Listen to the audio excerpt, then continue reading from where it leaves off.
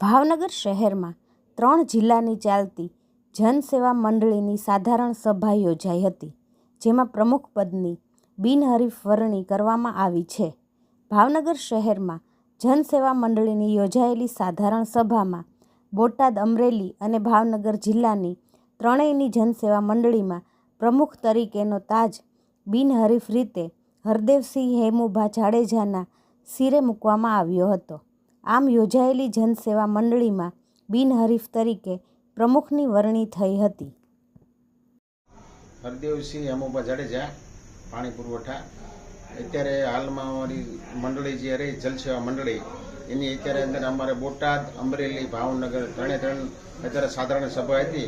એમાં બિનહરીફ તરીકે મને નિમણૂક આપવામાં આવી છે અને તમામ સભાસદોને સદભાવના ભેટ અથવા તો જે કાંઈ મળતું હોય એના માટે હું પ્રમાણિત રહીશ એવી મારી આશા છે.